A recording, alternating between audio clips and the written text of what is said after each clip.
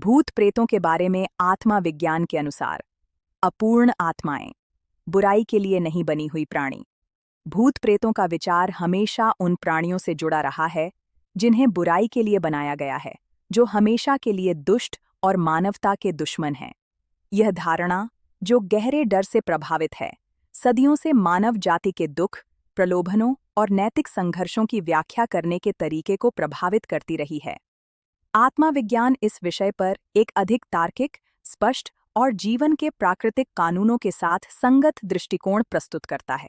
आत्मा विज्ञान के अनुसार बुराई के लिए बनाए गए प्राणियों के रूप में कोई भूत प्रेत नहीं होते। जिसे पारंपरिक रूप से भूत प्रेत कहा गया है, वह वास्तव में अभी भी अपूर्ण, नैतिक रूप से पिछड़े आत्माएं हैं, जो स्वार्थ, घमंड और भौतिक हितों में फंसी हुई हैं।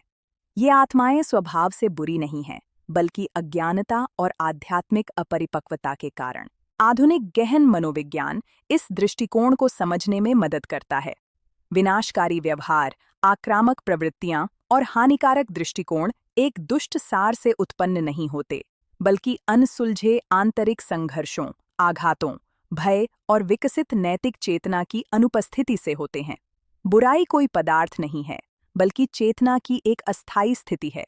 स्पिरिटिज्म यह स्पष्ट करता है कि ये अपूर्ण आत्माएं जीवित लोगों को सुपरनैचुरल शक्ति से नहीं, बल्कि आवृत्ति संबंध से प्रभावित करती हैं।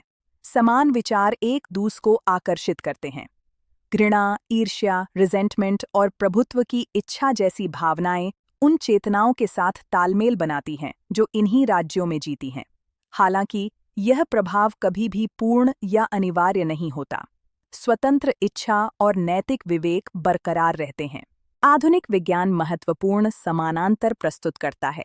मानव व्यवहार पर अध्ययन दिखाते हैं कि भावनात्मक वातावरण और मानसिक पैटर्न व्यक्तिगत विकल्पों को मजबूत रूप से प्रभावित करते हैं।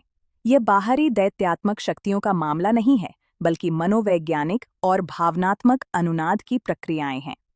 स्पिरिटिज्म इस अवधारणा को आध्यात्मिक क्षेत्र में विस्तारित करता है, व्यक्तिगत जिम्मेदारी की उसी तर्क को बनाए रखते हुए। एक और महत्वपूर्ण बिंदु यह है कि सोवई दानवों को शाश्वत रूप से दोषी नहीं ठहराया गया है।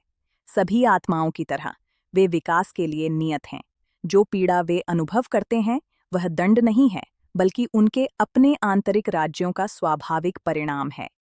जैसे जैसे वे सीखते हैं, विचार करते हैं और बदलने की इच्छा रखते हैं, ये आत्माएं धीरे धीरे उन परिस्थितियों को छोड़ देती हैं जो उन्हें असंतुलन में रखती थीं। यह समझ अच्छाई और बुराई के बीच की पूर्ण द्वैतता को समाप्त करती है, जो हमेशा के लिए विरोधी शक्तियां हैं। बुराई अच्छाई की अनुपस्थिति है, जैसे कि अज्ञानता ज्ञान की अनुपस्थिति है। जहां चेतना है, वहां परिवर्तन की संभावना है। कोई भी प्राणी अंतिम विफलता के लिए निर्धारित नहीं है। स्पिरिटिज्म दानवों के चित्रण को फिर से व्याख्यायित करके भय को हटा देता है और जिम्मेदारी को पेश करता है। मानव प्राणी बाहरी संस्थाओं से डरना बंद कर देता है और समझता है कि असली युद्ध का मैदान उसकी अपनी चेतना में है। विचार, भावनाएं और विकल्प उच्चतर या निम्नतर आध्यात्मिक जीवन के राज्यों के साथ सामंजस्य बनाते हैं। इस प्रकार दानव मिथकीय राक्षसों के रूप में नहीं रह जाते हैं और उन्हें विकास के निम्न स्तर पर आत्माओं के रूप में समझा जाता है, जो नफरत या भय के नहीं, बल्कि स्पष्टता और विकास के अवसर के योग्य होते हैं।